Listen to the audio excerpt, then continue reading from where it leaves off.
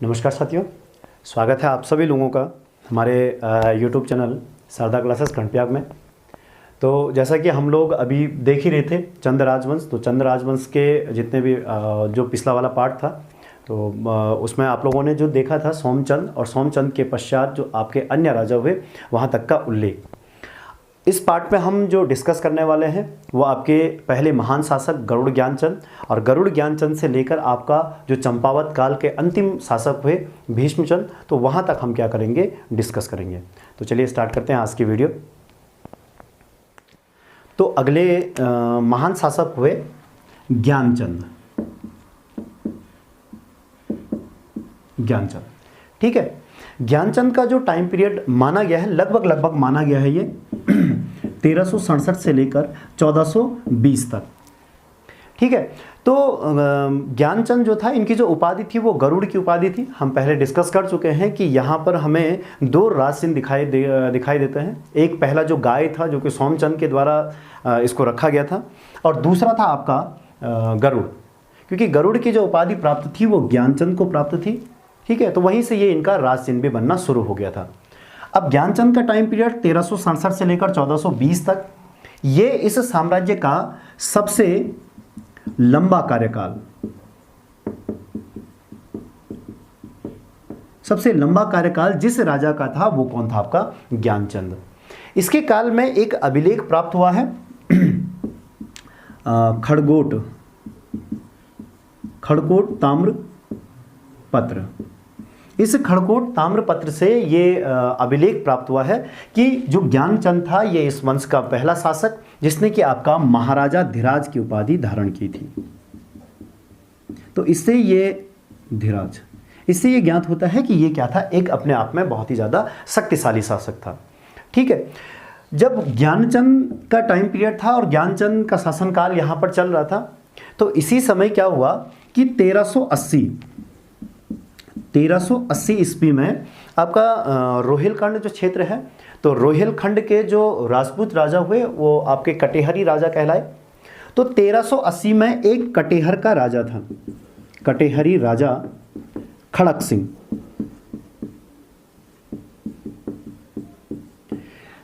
क्या हुआ कि कटेहरी राजाओं को आपका जो तुगलक वंश के उस समय शासक थे, उन्होंने कर देने के लिए इनको क्या किया था, मजबूर किया था। और वो कर न देने के कारण इन कटेहरी राजाओं ने क्या किया था, कुमाऊं का जो तराई क्षेत्र है वहां पर इन्होंने शरण लिया।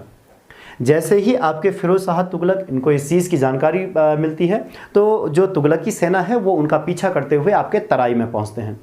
तराई पहुँचते ही ये कटेहरी जो राजा था, इसने शरण ली आपके अल्मोड़ा में, और जो तुगलकी सेना थी, उनके जो सेनापति थे, उन्होंने क्या कर दिया, कुमाऊं पर आक्रमण कर दिया। इसी चीज़ से निजात पाने के लिए जो आपका ज्ञानचंद था, ये गया आपका फिरोज शाह तुगलक, FST, फिरोज शाह तुगलक को शॉर्ट में FST कहा जाता है। तो फिरोज शाह तुगलक के दरबार में गया इस चीज़ की सहायता मांगने के लिए कि जो आपके द्वारा आक्रमण किया गया है इसको क्या करना पड़ेगा, आपको रोकना पड़ेगा, और वहाँ से सहायता लेने के लिए। तो जैसे ही आपके ज्ञानचंद फिरोज शाह तुगलक के दरबार में गए, ऐसा कहा जाता है कि उस समय राजा शिकार पर गए हुए थे, ठीक। वो एक गरुड़ का शिकार कर रहे थे जिसके कि मुंह पे आपका एक सांप लटका हुआ था। बार बार प्रयास करने के बाद भी फिरोज शाह तुगलक जब सफल नहीं हुए, तो उसी समय आपके ज्ञानचंद वहाँ पर पहुँचे और उन्होंने अपने एक ही तीर से उस गरुड़ को क्या कर दिया, मार दिया था। इससे प्रसन्न होकर जो ज्ञानचंद था, उन्होंने जो फिरोज शाह तुगलक था, उन्होंने ज्ञानचंद को उपहार स्वरूप जो तराई का क्षेत्र था वो उनको क्या कर दिया, भेंट स्वरूप प्रदान कर लिया, और इन्हें एक उपाधि भी प्रदान की, वो थी आपकी किसकी, गरुड़ की उपाधि। तो तब से आपके ज्ञानचंद जो पुकारे जाते हैं वो किसके नाम से पुकारे जाते हैं, गरुड़ ज्ञानचंद के नाम से जाने जाते हैं, ठीक है। इन्होंने बाद में इसी गरुड़ को अपना क्या बनाया था, राजचिन्ह भी बनाया था, ठीक। तो ये तो उल्लेख था इनके 1380 में कटेहर राजा का यहाँ पर आने का उल्लेख। अच्छा, 2018 में आपका कनिष्ठ सहायक का पेपर हुआ था, तो उसमें ये पूछा गया था कि जब कटेहरी राजाओं का आपके कुमाऊं में जो आगमन हुआ था, इस चीज़ का उल्लेख किस में है। तो ये जो उल्लेख है, नोट कर लीजिएगा, इसको फिर से रिपीट हो सकता है, तारीख ए मुबारक शाही। तारीख ए मुबारक शाही में इस चीज़ का उल्लेख किया गया है। और जो तारीख ए मुबारक शाही है, इसके जो लेखक हैं वो है सरहिंदी।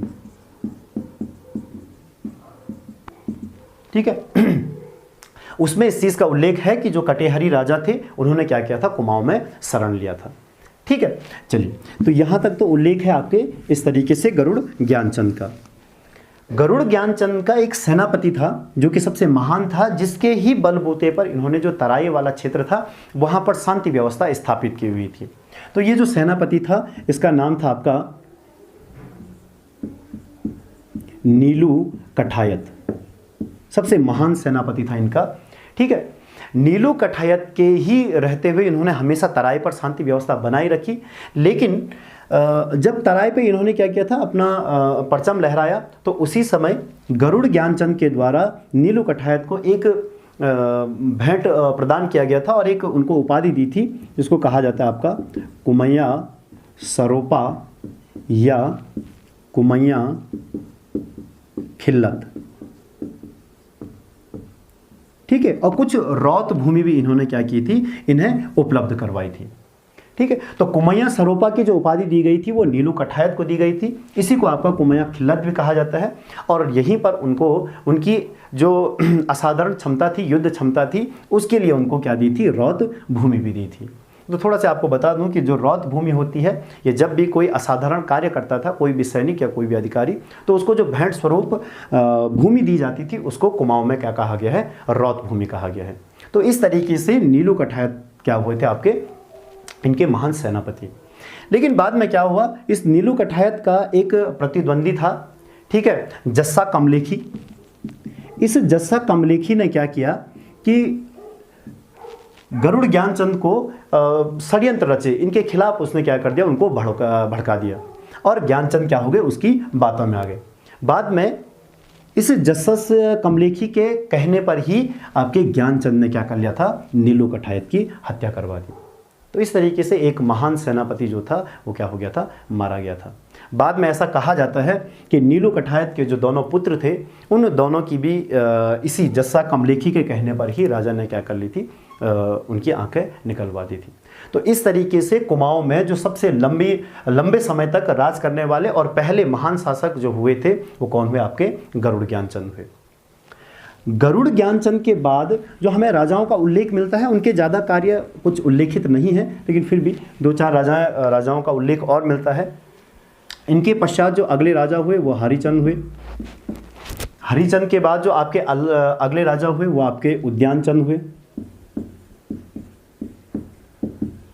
ठीक है, उद्यानचंद का थोड़ा सा उल्लेख ये मिलता है कि इन्होंने 1 वर्ष के लिए जो कर थे उन करों को क्या कर लिया था, समाप्त कर लिया था। थोड़ा सा ये उल्लेख इनका मिलता है। और आपकी एक पुस्तक है कुमाऊं का इतिहास, बीडी पांडे जी, तो उसमें भी इस चीज़ का उल्लेख मिलता है कि उद्यानचंद के द्वारा ही जो चंपावत में बालेश्वर मंदिर है, इस बालेश्वर मंदिर का क्या किया गया था, निर्माण किया था। ठीक है, लेकिन किसी किसी पुस्तक में ये भी उल्लेख है कि बालेश्वर मंदिर का जीर्णोद्धार जो करवाया था वो आपके उद्यानचंद द्वारा करवाया गया था। ठीक, तो ये थे आपके उद्यानचंद। उद्यानचंद के बाद जो आपके अगले राजा हुए वो विक्रमचंद हुए, ज़्यादा उल्लेख उनका है नहीं। और विक्रमचंद के बाद जो आपके अगले राजा हुए वो थे भारतीचंद। देखिए, इनका जो टाइम पीरियड है, जो काल है इनका, वो कहीं भी थोड़ा सा फिक्स नहीं है कि मतलब यही उनका टाइम पीरियड था, तो इसीलिए उसको ज़्यादा मैंने उल्लेख नहीं करवाया है। यदि होगा तो हम उसको बता देंगे, लेकिन उतना ज़्यादा इंपॉर्टेंट नहीं है। इंपॉर्टेंट इनके जो कार्य हैं उनका थोड़ा सा ज़्यादा उल्लेख है। तो अगले राजा हुए आपके भारतीचंद। और भारतीचंद चंद राजवंश के वो पहले शासक हुए जिन्होंने कि अपने आप को डोटियों से मुक्त करने का क्या किया था, फैसला किया था। ठीक है, तो डोटियों से मुक्त होने का पहला जो प्रयास किया था वो भारतीचंद ने किया था। और इस समय जो आपका डोटियों के जो शासक थे वो थे आपके नागमल। इन्होंने नागमल के खिलाफ लगभग 12 वर्षों तक क्या किया था, युद्ध किया था। 12 वर्षों तक युद्ध किया था इन्होंने नागमल के विरुद्ध। अब 12 वर्षों का युद्ध हुआ तो इन्होंने अपने 2 सैन्य शिविर बनाए थे। दोनों जो पड़ते हैं आपके पिथौरागढ़ में पड़ते हैं। एक आपका कटकू नौला और एक था आपका बाली चौड़। याद रखिएगा, ये दोनों अगर इस स्थल कभी पूछ लिया जाता है कि बाली चौड़ का संबंध किस राजा से है, तो वो थे आपके भारती चंद। 12 वर्षों तक इन्होंने ये युद्ध लगातार जारी रखा और उसके पश्चात 12 वर्षों के पश्चात जो भारती चंद थे वो क्या हो गए, डोटियों से विजित हो गए। और विजित होने के पश्चात ये क्या हो गए, अपने स्वतंत्र साम्राज्य की इन्होंने क्या की, स्थापना की। ठीक है, इसी 12 वर्ष के दौरान भारती चंद के काल में ऐसा कहा जाता है कि यहाँ पर एक जाति की उत्पत्ति हुई थी जो थी आपकी नायक जाति, जिसको कि चंद सेना की अवैध संतान के रूप में भी जाना जाता है। ठीक है, तो ये था आपका भारती चंद तक का टाइम पीरियड। भारती चंद के पश्चात अब जो चंद लोग थे, इससे पहले वो डोटियों के सामंत थे, लेकिन अब वो क्या हो चुके थे, उनसे मुक्त हो चुके थे। भारती चंद के बाद अगले राजा का जो उल्लेख मिलता है वो मिलता है रत्नचंद का। ठीक है, और रत्नचंद के बारे में ये उल्लेख प्रमाण होता है कि इनके काल में कुमाऊं में जो पहला बंदोबस्त, भूमि बंदोबस्त हुआ था, प्रथम भूमि बंदोबस्त जो करवाया था वो किसने करवाया था, आपके रत्नचंद ने करवाया था। ठीक है, और रत्नचंद के एक भूमि सर्वेक्षण के अधिकारी थे, उनका नाम था जैंदा किराल। जैंदा किराल के द्वारा ये पहला भूमि बंदोबस्त क्या किया गया था, कुमाऊं में करवाया गया था। लगभग उत्तराखंड में भी जो आपका पहला भूमि बंदोबस्त देखने को मिलता है वो किसके द्वारा, रत्नचंद के द्वारा। और ये भूमि बंदोबस्त जो करवाने वाले प्रमुख अधिकारी थे वो थे जैंदा किराल। यहाँ पर थोड़ा सा एक प्रमाण ये मिलता है कि जब जैंदा किराल ने भूमि बंदोबस्त करवाई थी तो उससे कुछ लोग क्या हो गए थे, नाखुश हो चुके थे, और उन लोगों ने इसको मारने का क्या रचा था, एक षड्यंत्र रचा। इस चीज़ का षड्यंत्र रचने के लिए उन्होंने क्या किया कि जब ये भूमि बंदोबस्त करवाने के लिए गए हुए थे राज्य के क्षेत्रों में, तो इन्होंने इनकी जो पत्नी थी उनसे ये झूठी खबर उनको फैला दी कि जो आपके पति हैं जैंदा किराल वो क्या हो चुके हैं, मारे जा चुके हैं। ठीक है, अब उनकी जो अंतिम इच्छा या आपका जो कर्तव्य बनता है अपने पति के प्रति, आपको क्या करना चाहिए, उनकी जितनी भी चीज़ें हैं, जितने भी डॉक्यूमेंट तैयार किए हुए थे भूमि से संबंधित, इन बंदोबस्तों से संबंधित, आपको उनको अपने साथ लेकर क्या होना चाहिए, सती होना चाहिए। इसी षड्यंत्र का शिकार होकर जो जैंदा किराल थे, उनकी जो पत्नी थी उन्होंने क्या कर लिया था, अपने आप को सती कर लिया था। इस प्रकार से कुमाऊं में जो आपका सती प्रथा का पहला प्रमाण मिलता है वो भी आपके रत्नचंद के टाइम पीरियड पे प्राप्त होता है। ठीक है, तो इस तरीके से रत्नचंद का भी क्या हुआ, समय समाप्त हुआ। रत्नचंद के बाद आपके जो अगले शासक दिखाई देते हैं वो थे आपके कीर्तिचंद जी। अब आप जानते हैं कि कीर्तिचंद जो समकालीन थे वो आपके पंवार वंशी जो शासक थे अजयपाल, उनके क्या थे, ये समकालीन थे। और कीर्तिचंद और जो अजयपाल थे, इन दोनों के मध्य एक युद्ध हुआ था लगभग 1491 में। इनका पहला युद्ध हुआ था जिसमें कि आपके कीर्तिचंद की क्या हुई थी, विजय हुई थी। ऐसा कहा जाता है कि इन्होंने जो आपका बधानगढ़ या लोहबागढ़ वाला जो क्षेत्र था वहाँ से इन्होंने क्या किया था, पंवारों पर आक्रमण किया। लेकिन बाद में ये भी नाथ संप्रदाय को मानते थे, और आप जानते हैं कि अजयपाल जो थे वो भी नाथ संप्रदाय के ही क्या थे, अनुयायी थे। तो अपने गुरु के कहने पर ही कीर्तिचंद ने क्या किया, पंवारों के साथ एक सीमा रेखा साझा की और देघाट जो कि अल्मोड़ा में पड़ता है आपका, और देघाट को पंवारों की और चंदों की क्या बना दी थी, सीमा रेखा बना दी थी। ठीक है, तो इस तरीके से ये शासक कौन हुए, आपके कीर्तिचंद। कीर्तिचंद के बाद जो अगले राजा का उल्लेख मिलता है वो थे आपके भीष्मचंद। अब यहाँ पर थोड़ा से उल्लेख ये है कि अलग अलग इतिहासकार जो हुए हैं सबका अपना अपना अलग एक मत था। कोई कहता है कि इसके पश्चात 2-3 राजा और हुए जिन राजाओं का ज़्यादा उल्लेख नहीं है, क्योंकि न तो कोई ऐसा कार्य हुआ था कि जो एग्ज़ाम के दृष्टिकोण से ज़रूरी है। एग्ज़ाम के दृष्टिकोण से जो राजा ज़रूरी है हम उन्हीं पर चर्चा कर रहे हैं। ठीक है, तो कोई इतिहासकार ये कहते हैं कि उस समय आपके माणिकचंद हुए, लेकिन प्रमाणिक रूप से जो कहा गया है वो भीष्मचंद को कहा गया है। ठीक है, कि अगले राजा जो उल्लेख जिनका मुख्य रूप से मिलता है वो भीष्मचंद। और भीष्मचंद का उल्लेख ये मिलता है, हमने पहले भी डिस्कस किया था, जो चंद राजवंश है, इस चंद राजवंश के 2 कालखंड हुए। एक हुआ आपका अल्मोड़ा का कालखंड और एक था जो पहले से था चंपावत कालखंड। चंपावत कालखंड में पहले राजा सोमचंद हुए और उसके अंतिम राजा कौन हुए, भीष्मचंद हुए, क्योंकि भीष्मचंद ने ही अपनी राजधानी को परिवर्तन करने का पहला क्या किया था, प्रयास किया था। भले वो सफल नहीं हो पाए उसमें, ठीक है। लेकिन देख लेते हैं इनके भीष्मचंद के टाइम पीरियड पे कौन कौन सी घटनाएं हुई थी। इनके समय में एक महत्वपूर्ण घटना ये हुई थी कि इनके समकालीन जो शासक हुए दिल्ली में, वो आपके सूर शासक हुए। सूर साम्राज्य का जो संस्थापक था आप जानते हैं कि शेरशाह सूरी हुए। शेरशाह सूरी के पश्चात जब उनकी मृत्यु हो गई तो उनके जो पुत्र थे इस्लाम शाह, ठीक है, उन्होंने क्या किया था, अपनी गद्दी संभाली थी। इस्लाम शाह के टाइम पीरियड पर उनके जो पुत्र थे आदिल खां ने क्या कर लिया था, अब षड्यंत्र रचा था अपने पिता के खिलाफ। आदिल खां का सेनापति था, इसका सेनापति था खवास खां, ठीक, खवास खां। तो जब आदिल खान ने अपने पिता के टाइम पीरियड पे षड्यंत्र रचा तो इस्लाम शाह ने इसको पराजित किया और इसको मृत्युदंड दिया।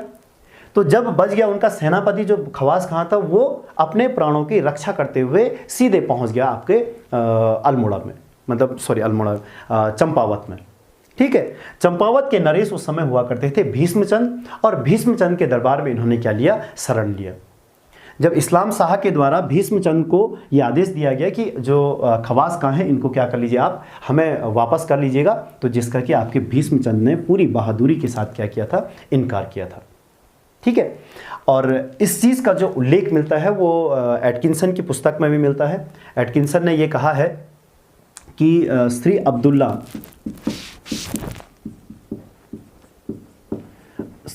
की एक पुस्तक है तारीख ए दाऊदी, सॉरी,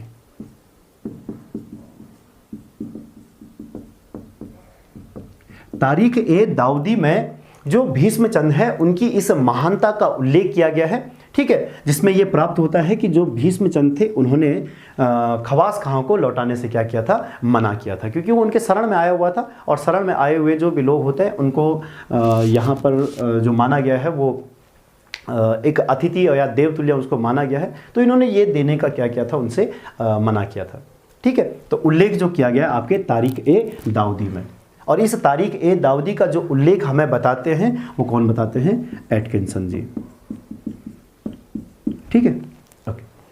इसके पश्चात भीष्मचंद इस राजवंश का पहला शासक हुआ जिसने कि अपनी जो राजधानी थी उसको केंद्र में लेके जाने के लिए प्रयास किया, और लगभग 1560 में इन्होंने अल्मोड़ा में एक किले का निर्माण किया जिसका नाम था खगमरा किला।